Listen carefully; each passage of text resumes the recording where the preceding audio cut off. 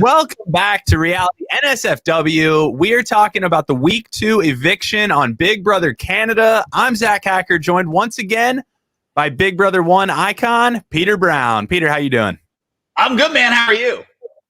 You know, I'm pretty bummed. I was standing Josh really hard, and this week was super chaotic. My hopes were up, they were dashed, they were up, they were dashed, and I think I saw this coming, but it was... They did an okay job showing some of the chaos, and I'm hoping Monday we get to see more of it. But good episode. I got a lot of questions about it, though. I'm excited to get some of your takes. I am similarly bummed just off the top. It feels like we've lost. Well, one, we lost to the two Vancouver characters. Like, both Josh and Julie live within 30 minutes of me. And, I mean, that's in a normal season, that would be nice because we would get to, like, party with them, bring them into the community, and have this big get-together. But in COVID times, we're not allowed to do that. But I don't know. It's a bit of a bad draw for the Team Vancouver house guests so far.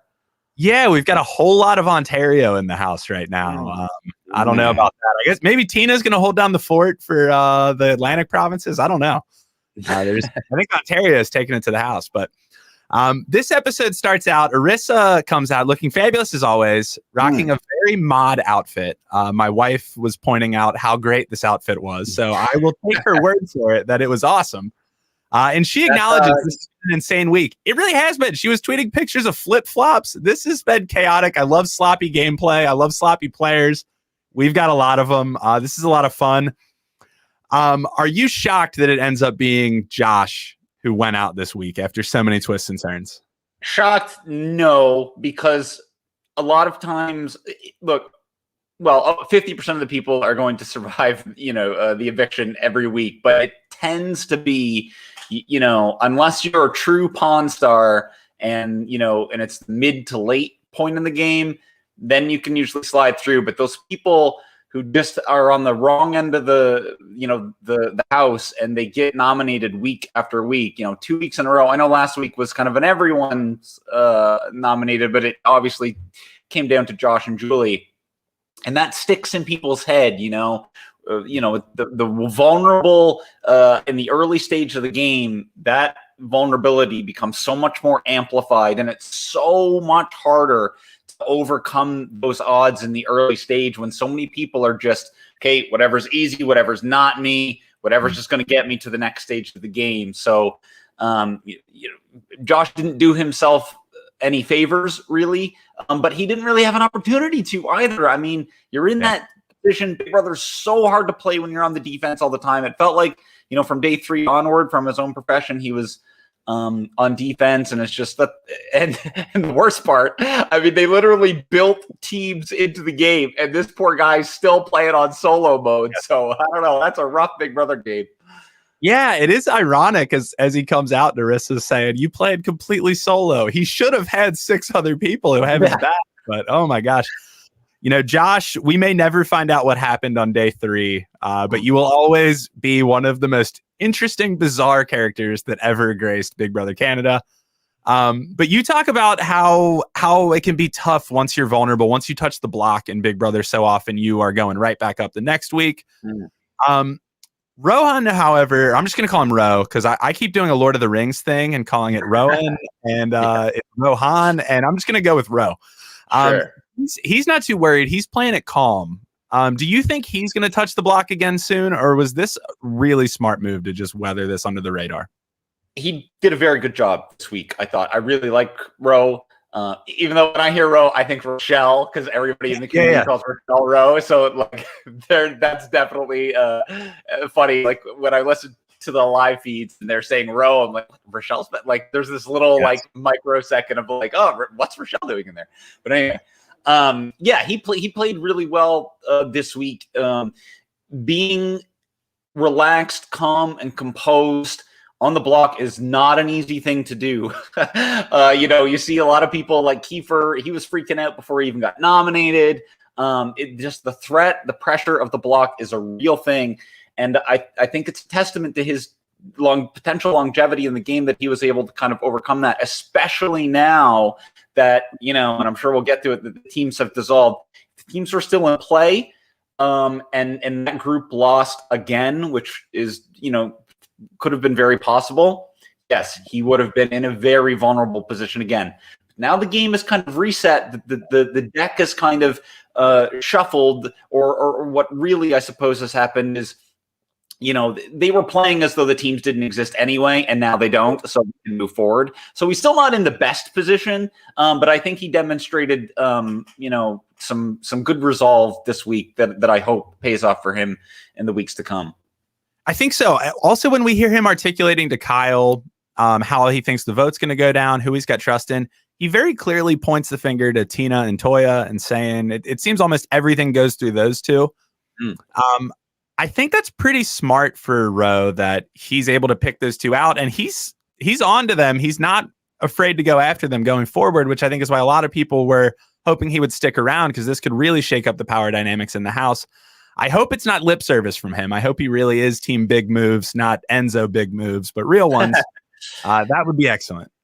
It's so hard though, because when you're in that position, you want to convince yourself that you're capable of doing something, that's going to grab the attention of the house, grab the attention of Big Brother, and really demonstrate that I'm a player, and I'm going to be cutthroat and do whatever it takes to progress in the game.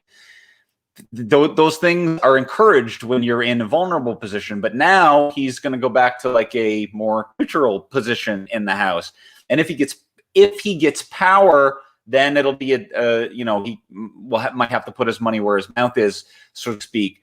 But if he isn't in power, it's more likely that you'll see him just go, okay, I'm all right. I'm just going to shut my mouth and try to fade into the background, keep my tabs on people. If you've got good reads, then you can start to try to influence people. But going from the bottom to the top is, it does happen in Big Brother, but not as much as people would like to think that it does. Yeah. Influencing people, that is something the Sunsetters might need to learn. If you want to make a vote happen, start the influencing early on. Goodness. That was a lot of fun. Speaking of a lot of fun, after we see some of this setup with the strategic breakdown, we get some fun scenes. This is what I love most about Big Brother Canada. We get Victoria in the ball pit, finding her missing sandal. I have to just say I love the ball pit every time I see it. Of course, the memes going around of Toya burying herself in the ball pit. I can't believe it's actually that deep. I love that Big Brother Canada spared no expense on this. Do you have a theory on the ball pit? Is there something in there? I love the ball pit. I'm happy that I don't have to sleep in it ever. Oh man, we in the season 1 cast are very fortunate that our hangout room had 2 beds. One was a circular bed that was just a little uncomfortable, and one was like a military cot. But we had 2 places for people to sleep. Every other hangout room since then. Sorry? It was supposed to be a seedy motel. Was that it? Supposed to be like a seedy motel, your grandmother's basement, it had clown pictures everywhere. There's a TV. We were convinced that if you put the TV on the right channel at the right time, that you get a secret message or something. So we would always be turning to the TV or whatever. But yeah, this have-not room is not desirable at all. But I agree. I love the fun segments. Victoria to me was very annoying at the beginning. I've quickly actually, because we're only 5 episodes in, quickly grown to actually like her as a character. I like those fun moments of levity, but I am baffled. I'm confused. I'm bewildered that here we are now 13 days into the game. And I know that they've kind of lined the balls up along the wall and, try to get some semblance of a count, because it goes up to some of their, thighs and waists. Yeah. There's a lot of balls in there.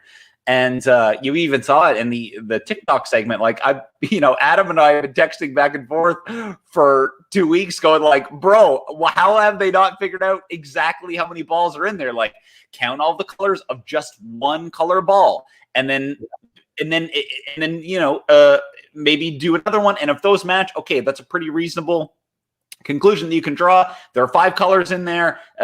All of the colors are probably about equal. That's how many balls are in the pit, especially because they know they can line it up around the side, and they can probably line them up along the walls. They should know within a reasonable degree of error how many balls are in that room. And my gosh, somebody, and if they have, please correct me, but like somebody should have been going through like the floor, like there's the big arrows pointing down, like that's my biggest do. Yeah. Like Big Brother Canada is usually so well planned. This is why I can't get over the teams thing being over right now and nothing coming of Destiny Defender. We're coming up with all these crazy theories. No, it's just random. I would normally say Big Brother Canada is such a slick production. None of this is on accident. Nothing happens on accident on Big Brother Canada. They've even got masks that are branded that say Big Brother Canada. Imagine the US pulling that off. Come on. That would never happen. But no, apparently the teams is just random. Maybe the ball pit's just random, but I would certainly think if I walked into a ball pit and there are like 200 arrows lining the room pointing to the floor, I'm thinking of like some of those rewards in Survivor when it's like a plate of spaghetti and you finish the spaghetti and you get to the bottom and it's a clue. There's got to be something on the floor under the balls or something. It's the balls matter. The arrows are pointing to them. We'll see. Yeah, but maybe it's one of those, all things in good time, there's that conspiratorial moment from Big Brother Canada 3 where Kevin's looking in the have-not room for a power and he basically finds it and gets a stop that. Fast forward 2 weeks, 3 weeks or whatever, and then Sarah and Brittany find it. So maybe it's the power is not meant to be found at the time, but like if there's not a power in that room, or if there's not something in that room, that's just a red herring for the, it's misdirection for the sake of it, which is not, Big Brother Canada doesn't do that kind of stuff as you pointed out. So like, I would think that there's something in there. I'm surprised that they haven't been devoting more time into find, you got to be looking for something, anything. There's always something hidden in the world of a Big Brother Canada house. Yeah, I mean, maybe that's like a timed release, like they want to give it to someone for some special vote. Maybe, I don't know. Hopefully, Adam Pike woke them up a little bit, and they're going to go take a look. But okay, so I asked Adam, I was like, bro, like what? Because he basically was like, hey, like there might be something, and then he expected, and all but said that production sort of expected everyone to just run off and start this aggressive search. And like, maybe you don't want to do that because you don't want to be seen like optically that looks bad. Like if you're being seen as someone who's looking for something, like this has happened on Survivor many times where it's like, oh, they're off looking for idols, let's get them out. Like maybe there's that element, but man, like you would think if you got former house guests and it was so nice to see their beautiful faces back on the screen, all giving these little hints, and it's like, we've been there before and we know kind of what's going on, and like, listen to us. And they were all just so enamored that they didn't do anything. Yeah, the videos always mean something. I don't know. This cast has been fantastic, but that shocked me that they were not more inquisitive about that. The next thing we see, we go out to the hot tub, and we get to see a little makeout sesh from Jed and Beth. Big Brother Canada has so many mances. You got showmances, no-mances, bromances, flirtmances, you name them. This is a new one. What are we calling it? A three-mance? Look, I was in a tri-mance in my season. Yeah, that's with right. Myself, Tom, and Liza, and then you could also include Andrew Monahan in that as well. So it was kind of like Liza and like a full baseball diamond of dudes who are interested in her. But so Big Brother Canada on Instagram put out a thing the other day. Oh, it was like a private diary room kind of thing, and anybody could submit. And I put mine in. I was like, I should have used the veto on Topaz with like the smack on my face. And then I saw a few other house guests post them as well. And I figured out all of them except one. The one that said, I regret this. I don't know who posted. Hold on, Peter. You're breaking up a little bit. His Canada. Am I back? Hello? Yep. You're back right now. I can hear you again. But right when you were saying what they posted, I lost you. So I do not know what they posted on the Instagram story.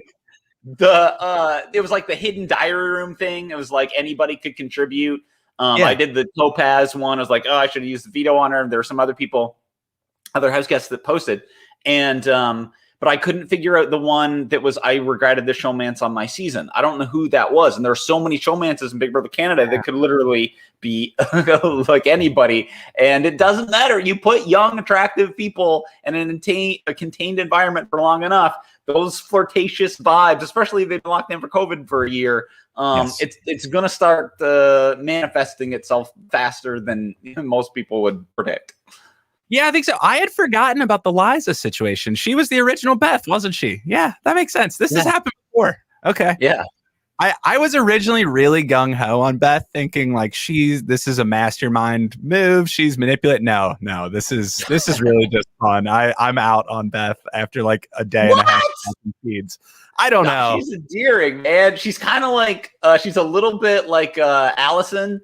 And then a little bit like Liza. She's kind of like Allison, and I love both of those people to death.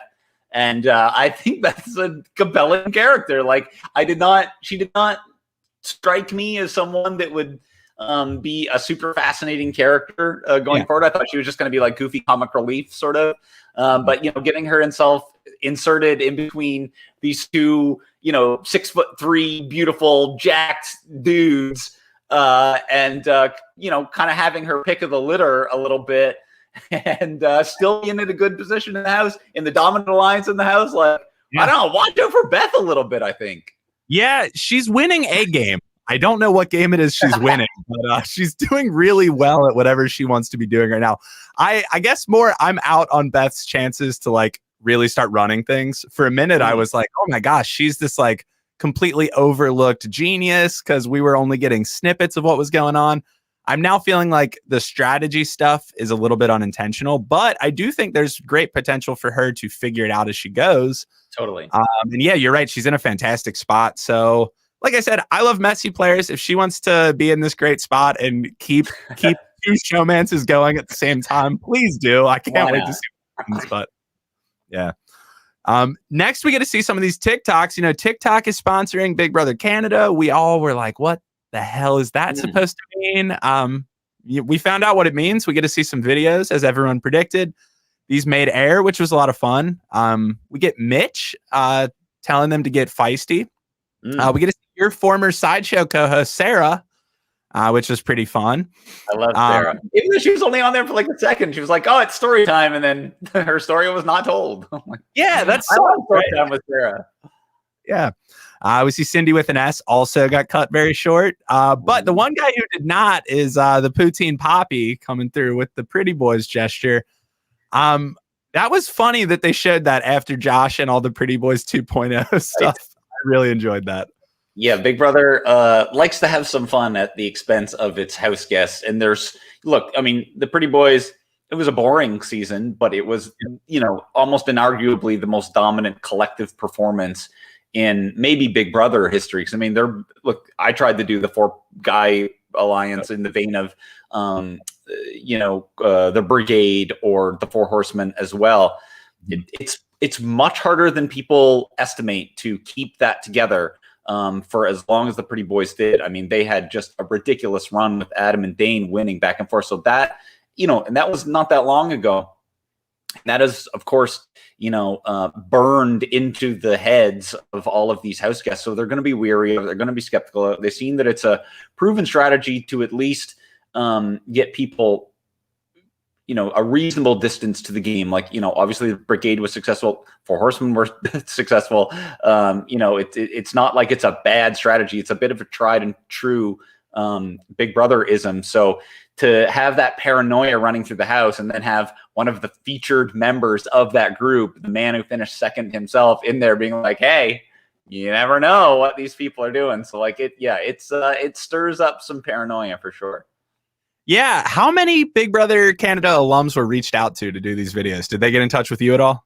They did not. I have no idea. I had a feeling that something like that was brewing, but I don't know who was or was not reached out to. No, I don't have TikTok, though. That might be part of the problem. Yeah, I thought it was a lot of fun. I always like when they can pay tribute to the show's legacy. Big Brother Canada's getting up there in years now. I can remember when it was like the new show on the block. So this is cool. Calling back to all these seasons. That was a lot of fun. And of course, we see Adam Pike, as we talked about, telling them to go search the house for immunity idols. Because this was already Survivor in House week 1. Why not bring some of that back for week 2? Yeah, I thought it would have been fun to have John Party come in there and tell them, wake up, Canada. Looking at you, Victoria, Braden, and Austin. Please do something. Please start playing. Yeah, John is nothing if not charismatic. And I always love to see John. I'm very... As a small aside, I'm very excited to see John Party in a boxing ring this summer against Faisal. So I think that one, John literally got his Twitter account banned for trying to promote this fight. So John Party, he took a bullet to promote this show. It's going to be wild. Yeah, I am a big time Fessy detractor, so I am really rooting hard for John. I do not like Fessy challenge, and I'm a big John Party fan, so that should be a blast to watch. Cool. So we go back into the strategy session in the house once we're done with all the fun fluff, and we see some scrambling going on. The Sunsetters are having a lot of chats.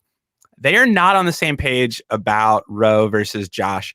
How do you feel about the dynamics that we've seen so far within this Sunsetter alliance? Do you think this is an alliance for the ages, or is this going to crumble? Boy, well, I mean, there's, of course, safety in numbers, and you would want to be in a big alliance like that in the early stages of the game. Big alliances are also really hard to keep together. You know, the infamous bomb squatting from, I think, Big Brother 15? No. Which was the one with Devin has a daughter, and he just kept 16, and he just 16. Kept adding. He would just wake people up in the middle of the night and keep adding. I don't think that the Sunsetters are going to be like that, but to keep 6 people together for as much as things change in the house, and it they are an odd lot. You've got 3 people, Ty, Latoya, and Jed, who are already previously established, so it's great for them actually to basically just double up their alliance. But I don't know. I mean, it's maybe, but probably not. It just seems like there's going to be too much that can happen now, especially that the teams are done and it's just kind of going back, at least for now. How long that's going to last, we don't know. Like regular Big Brother, who knows what types of things that they're going to throw at people as the game goes on to keep those alliances in check. Because nobody loves a steamroll season. We just saw that with the American season, and again, the full season of Big Brother Canada, we saw a steamroll. It's really hard to do, but it does not make for great television. No, we're due for a good season with the split house and some good back and forth. It's been a long time. Speaking of things from the past in Big Brother that we're hoping to avoid, some of the Sunsetters start to catch word that Josh is stirring up some chaos, spilling some fake tea about who exactly is targeting Jed, and Jed calls the house meeting. And I immediately flash back to the BBCAN9 house meeting, and I was like, no, I can't do this again. God, this is awful. Make it stop. So the house meeting comes out. It's pretty bad for Josh. How did you think he handled himself here? And how does this house meeting play out? It was pretty pointless, right? Yeah, it's everybody against Josh is sort of what it ended up being. They all conspired out in the hot tub area. It felt like almost the entire house was out there going like, okay, they all got giddy. Let's go do a house meeting and kind of attack this poor guy. And he's got to defend himself. And anytime you're in the position in which you have to aggressively defend yourself and throw out accusations, and it was getting heated and it was getting awkward, that's not a great spot to be in, especially if there's already a distrust with you.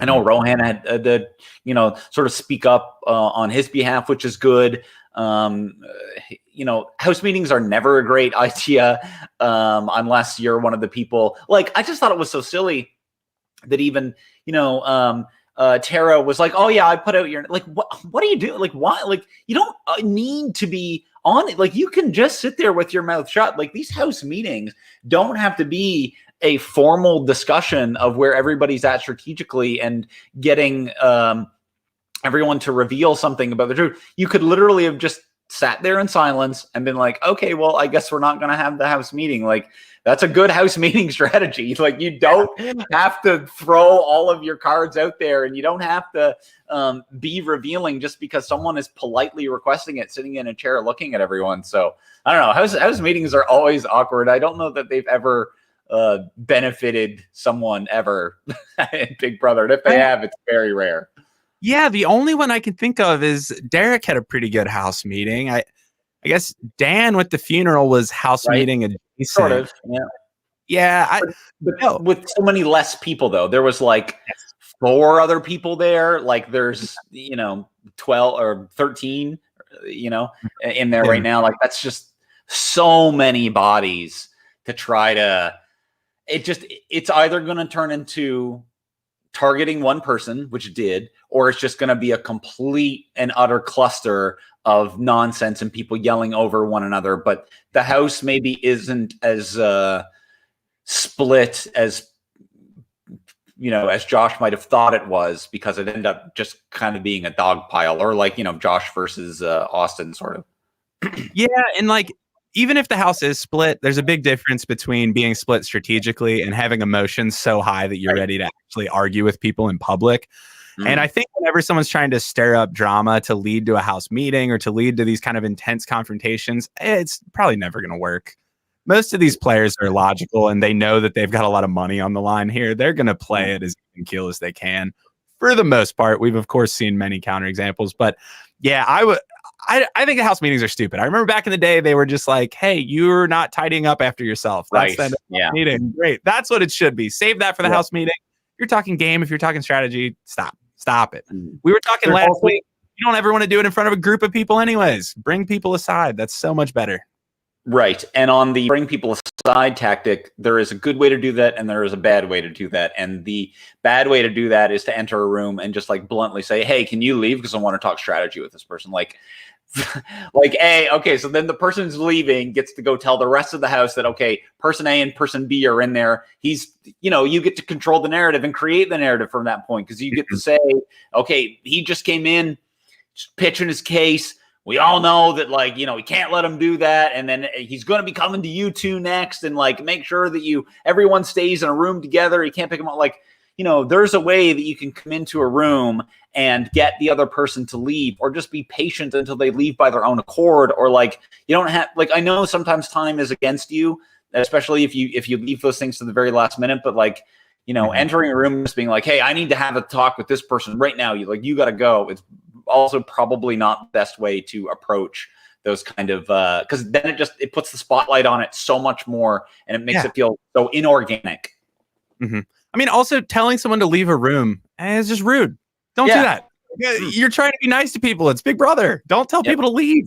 That's just bad strategy. It's impolite. Only do that if it's like a double or a triple. That makes sense. If it's truly chaos, go for it. But yeah, you got all day to sit around and wait until Jed's by himself. Yep.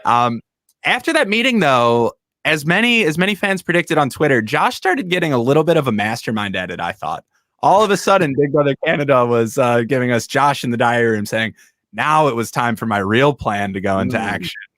As though this was all an elaborate ruse that he had set up, and wasn't just like vibing in the corner by himself. Like, meh, I'm going to go do whatever. I love Josh, but oh boy, a mastermind at any strategy game he is not. No, but that's why I always tell people that there's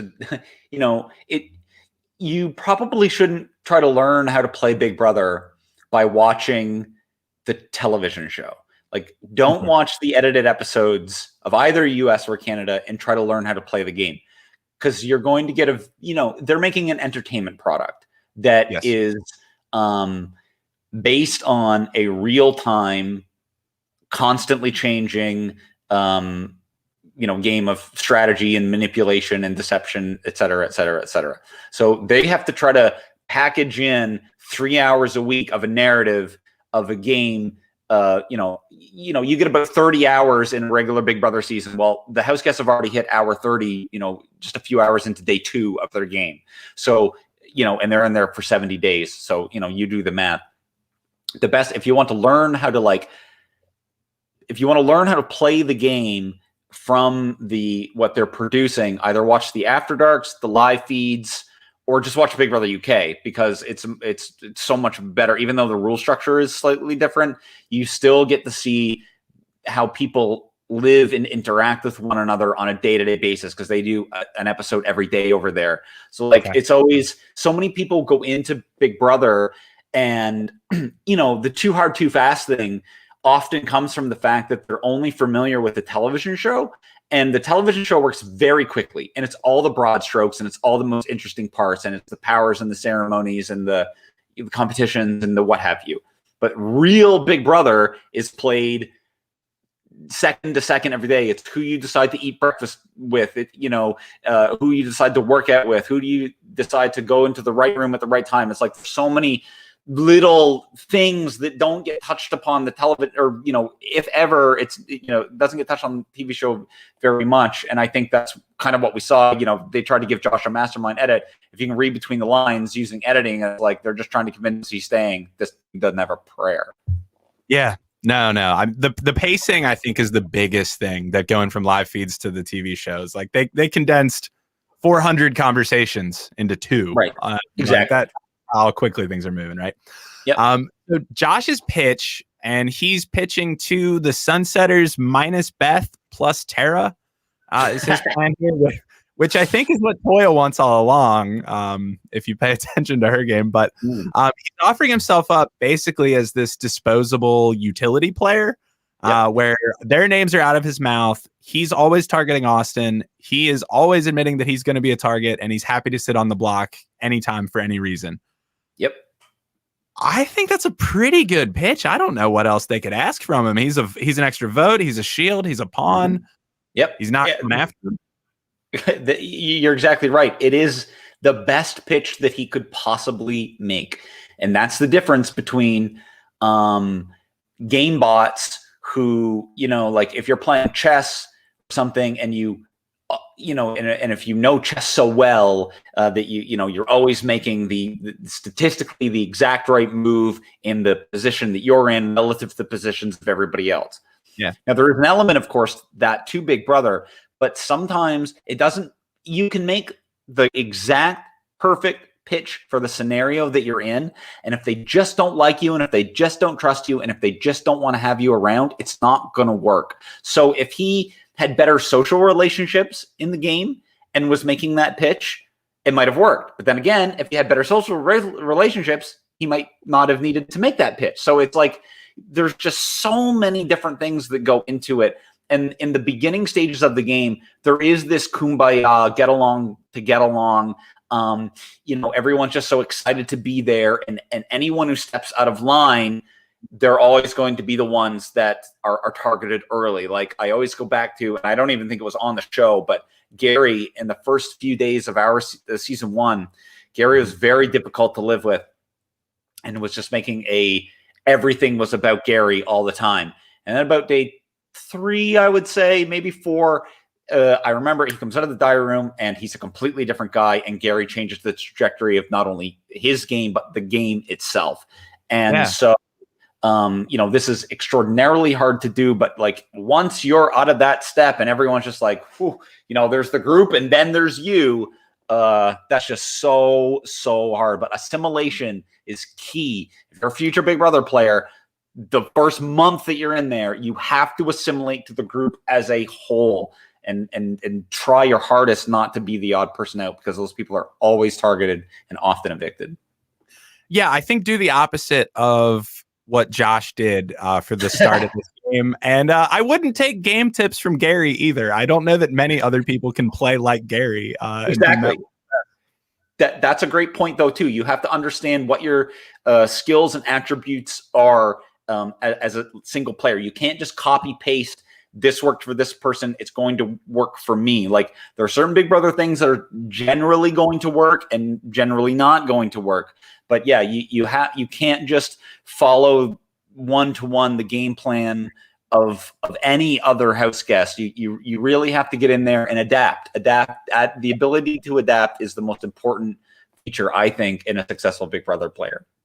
Yeah, I think that, I was talking with Brent Walgamot last night about what has made Austin's HOH so poor, and I think it's because she came in with a clear plan. If I'm first HOH, I let people come to me, we build a coalition, we go after an easy target, and we go along, and I'm in a major alliance. Well, that didn't happen because a twist happened, and she didn't adapt very well because she wasn't quite the first HOH. She was really sort of the second HOH, and the teams thing made people not need to come to her nearly as much because half of them were safe.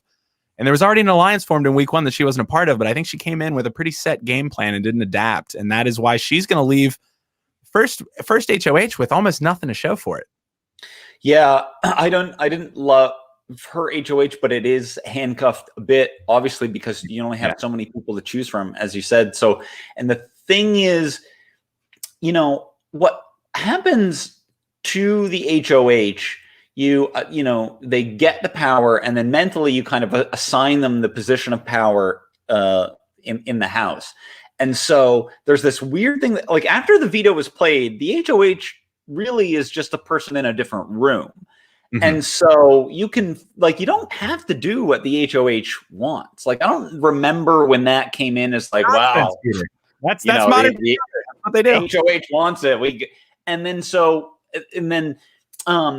they're vulnerable. They can't play in the next HOH. They've never been able to do that. And yet there's this strange thing that happens where people are like, well, if we don't do what the HOH wants, she's going to come for us.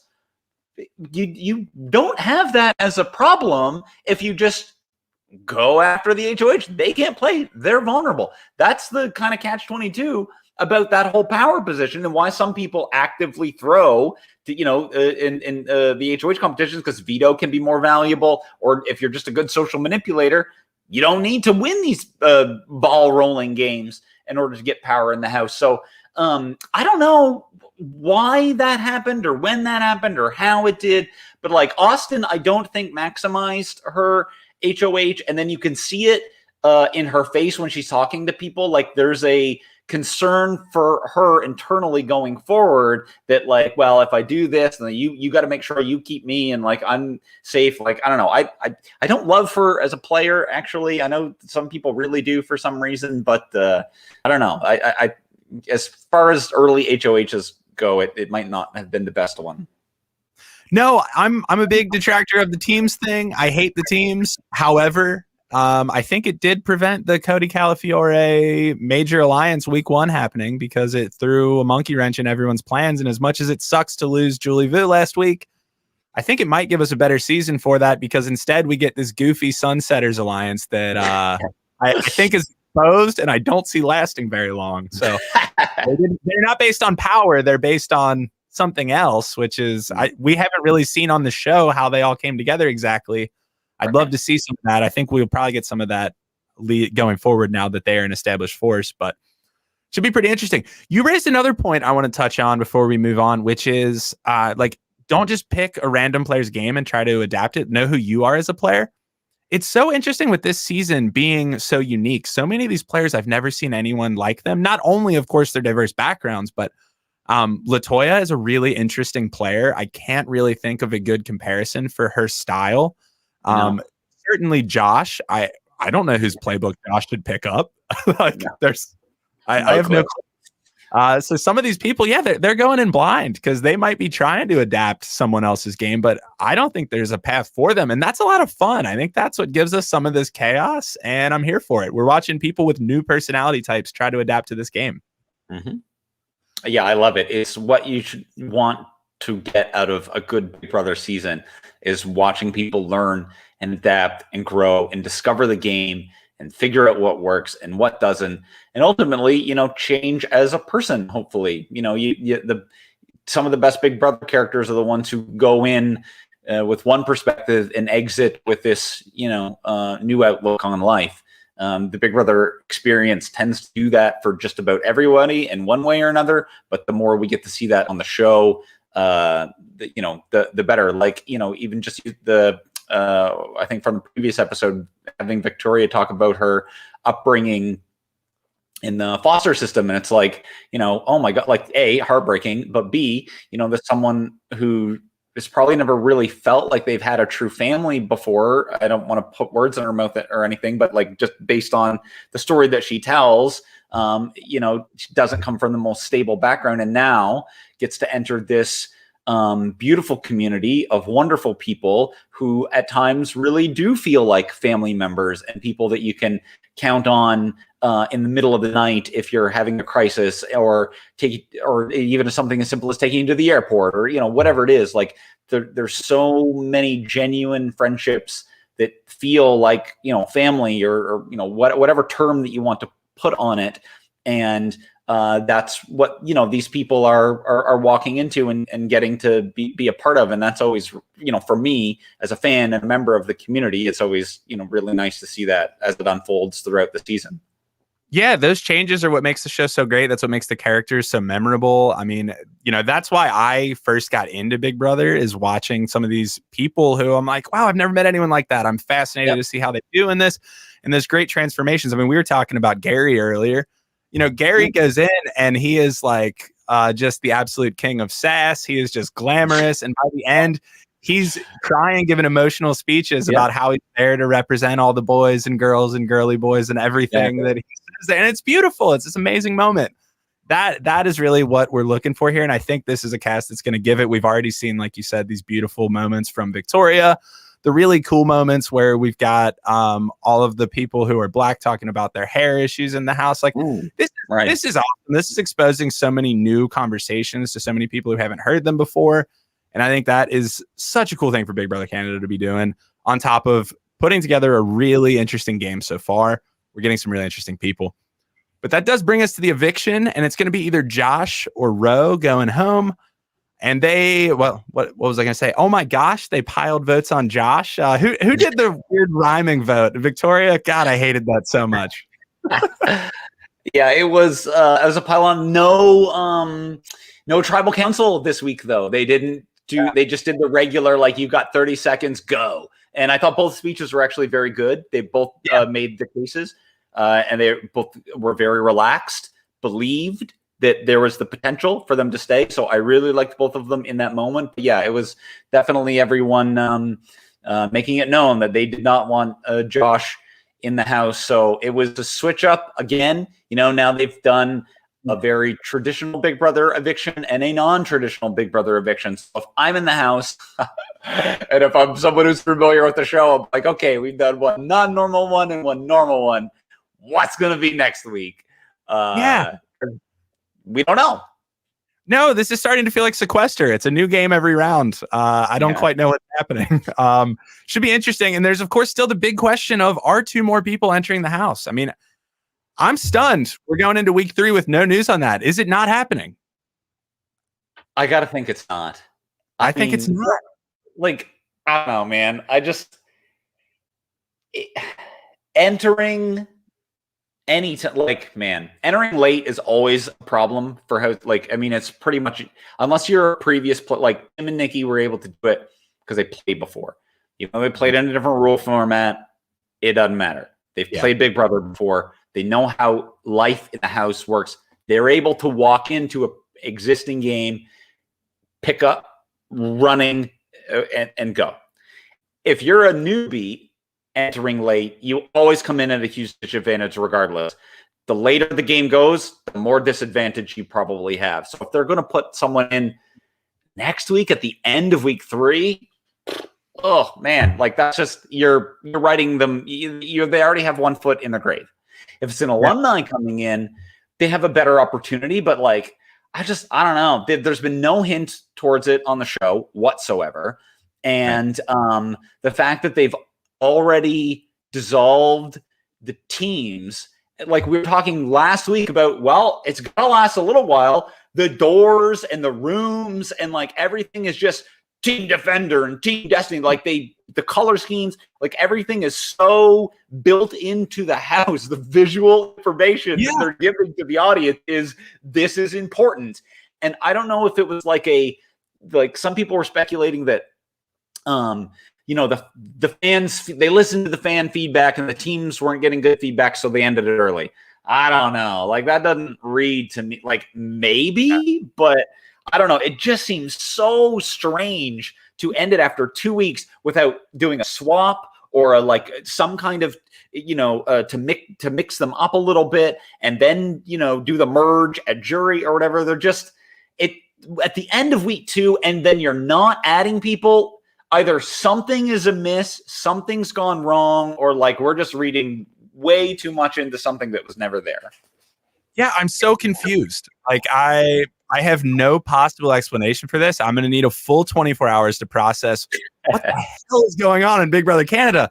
This is like shades of BBUS twists with, I was joking last night. This is going to be like the get ready for a takeover. Yeah. That 2 takeovers and the thing just disappears with not a word ever again. Nothing. This is so different, though, because as you said, the house has decorations, Team Destiny, Team Defender, all over stuff. The bedrooms are separated. Yeah. I assume, after 2 weeks, something had to happen here. I don't know what. This could not be the original plan, because Julie and Josh feel very screwed at this point. Yeah, and justifiably so. I mean, I like Julie and Josh. I thought they were good characters. I'm bummed that they're gone, just generally speaking. I really hope that it's not a get rid of all the interesting characters early and then it's just like a boring finish, which maybe sort of feels like it might be the case at this point. But anyway, whatever. But yeah, they're in there. They almost played a different game. Like Julie and Josh both played this bizarro Big Brother Canada Survivor hybrid team, whatever, and were victims of circumstance. And now from week 3 to 10, you're just gonna do regular Big Brother again. But the whole thing was sold as the most unique Big Brother twist ever. We're doing team. It's guaranteed split house. And after 2 weeks. Yeah, what the hell? Arissa, I thought you were one of us. I thought this was going to be all about for the fans, what the fans wanted. Instead, the super fans got trolled. You did the thing on the website. The days don't match up anymore. Nothing makes sense. The teams are gone. There's no one coming in. What? All right. Also, do their ages change sometimes in the little graphic that comes up? Because I'm pretty sure once it said Josh was 31 and then he was 30, and I think Rohan was 26 and then he was 27. I don't know, man. Either I'm drinking the wrong kind of water, or I've been isolated too long. But I feel like I've been watching the shows, and these guys' ages have been changing on the little chyrons at the bottom. So I don't know what's happening with Big Canada right now. Josh was right. We're in a simulation. None of this is real. We're being messed with. Maybe that's it. Maybe we all just collectively phased over, one reality to the left, and everyone's ages just changed from one episode to the next. And then we've entered the reality in which it was always just regular Big Brother all along. But poor Julie and Josh have existed in this. I want to watch, kind of want to, even though I didn't like the team twist, I'm if you're going to do it, do it. Don't half-ass it, or 1/5 of an ass it. Just, you're going to do it, try it, go. At least for 4 or 5 weeks. I want to be in the reality. I want to go back to the universe in which that plays out. Because as a fan, I sort of want to see where its logical conclusion is. I do too. Yeah. Maybe it's good they voted Josh out, though. As much as I loved him, I don't want to shift universes anymore. But man, every time you come up, your age changes. You're throwing us for a loop. I'm honestly shocked that dude is 30 years old. I'm 30 years old, and I thought he was 21 for sure. And then I saw that Chiron. It was what the hell? So Alec texted me, I don't know, a few days ago, and he was like, "Are we old?" And I was like, "Why?" He was like, "Because Kiefer is younger than us, and he's considered the old guy dad in the house." And I was like, "What? No way, he's younger than us." And yeah, he's 32, I think, at least in whatever reality we're in now. And Alec and I are 34. And I was like, man, time moves so strangely. How is Kiefer, the dad old guy character, somehow younger than Alec and I? We're just what? What happened? No, he doesn't seem that old. You guys are 33 now. You lost a year. So there's the good news. That's right. We're back. I'm back on that Patrick Waugh year. I guess that's about it for the week. I don't know what to say, what next week is going to look like. I think on Monday, we're going to get a lot of the stuff we didn't see from this flip flop that was going on. And we're certainly going to have a new HOH at this hour. I do not seem to see a new HOH yet being crowned, but we've got this lottery. Can you give us any context on this this lottery sponsor? I have no idea what this is or why you get lottery gift cards. Well, it's Ontario, so it's the Ontario Lotto Gaming Corporation or whatever. So it's specific to Ontario. Like a lot of things, like it'd be the same as like a state lottery or whatever in the States. Okay, gotcha. So yeah, I mean that's pretty much the long and short of it. I think they've been a sponsor for a few years. I feel like on Ontario Lotto Gaming, but yeah, I don't know. The Big Brother Canada, I think, is the only Big Brother that I'm familiar with that goes hard with the brand integration. Like USA does it selectively with, like, you know, it's the Outback Steakhouse Power of Veto, like oddly 1 week, or you know, they'll do like like there's always whatever CBS movie is or Paramount movie is coming out or whatever, they'll do that. But Canada, they're like they're like they take full rooms and just plaster the branding on it every year. So it's a financial thing, but I don't know, it makes it different, I guess. I like it. I'm a fan. This seemed like a strange one though, but we are getting this face-off comp. I mean, speaking of the sponsors, yeah, my wife and I, last time we were up in Canada, we were like, you know what? Let's do all our favorite Big Brother Canada sponsor stuff. And we were trying to call an Uber to go to the Brick, and the Uber driver was wildly confused on why we were going to the Brick for fun. But there was like almost a Brick shout out in the episode tonight when Versa was like, "Oh, Josh's gonna hit the Brick," and I was like, "The Brick is coming back!" Like, you know, or like Chevrolet was a sponsor in season 1, and we had the Chevrolet Power Shift as a secret prize or whatever. So like, yeah, everyone of course remembers Twistos from seasons, I think 2 and 3, maybe 4. I can't remember, but at least 2 and 3. They're out of business, right? There's no more Twistos. Yeah, there's no more Twistos. I don't think they were, man. Like I remember they would just bring in like boxes, like huge boxes of them to put in like the dressing room for Sideshow, just for like snacks and stuff. And Twistos was not my preferred snack, I will say. Yeah, I never had one. They didn't look too great. I think my favorite product placement though had to be Beaver Tails. That ruled because I didn't know what Beaver Tails were, and then all of a sudden I had to have one. Yeah, those are good, delicious, and that held up. Those were fantastic. So who are you hoping wins this HOH comp when we get the feeds back later tonight? You know, it would be interesting to have it go to someone that we haven't seen a lot from. I feel like Kyle's kind of been invisible on the show. He really hasn't done that much at all, actually.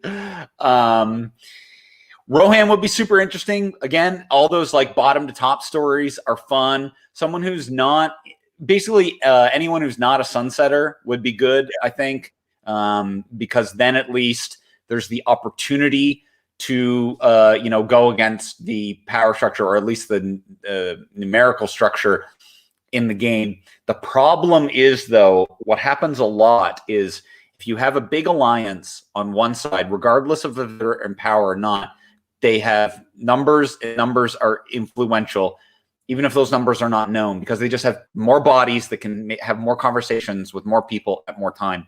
So even if someone in the minority wins an HOH, the expectation of the fandom is always, okay, now here we go. Big move. It's going to come. Like, this person's going to get out. These 2 people at the top of this alliance is going to be great. And what ends up happening more often than not, it feels like 2 people in the minority are targeted because the big alliance has just got the right pulse on the house, and they can maneuver, manipulate, and shift. So even if someone in the minority, numerical minority, wins HOH, which would be great, don't always get your hopes up that it's going to be this like burn. Okay, now, you know, he's going to put up Ty and Jed, and boom, they're going to be done. Because the likelihood of that happening, unless whoever wins is just a very bold player and like doesn't care what's going to happen in week 3, those things are probably going to be like, we'll do that down the road conversation.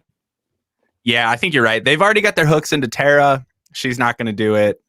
We've already seen Braden be eliminated before my stream cut from the episode. I think it's going to take Ro or Kyle to do this. I think Ro or Kyle are the dream scenario to really shake things up for me. I'd love to see it. And to end this, to introduce a new weekly award that you can give out, Peter, which is the Shield Strategy Award for who played the best game this week. Yeah. Who we giving the Shield to? You know what? Who ended up playing, I think, a pretty good overall game this week is Kiefer, because we saw him go from very, very vulnerable. He was very stressed out, thought that he was going to potentially be evicted. He won himself out of trouble and then ended up in what is currently the dominant alliance in the house. So this guy, I think, played a really good game. That's a lot of maneuvering. That's a lot of different headspaces to find yourself in, from, being concerned, being on the block, being off the block, and then, oh gosh, now I'm in a big alliance and I'm no longer team captain, and we're going back to regular Big Brother. So I'm going to give the first ever Shield Award this week to Kiefer, because I thought he made the most of his week, I think. Yeah, keeping it real. He overcame a lot. I agree with that one. I think that's a good tip. Yeah.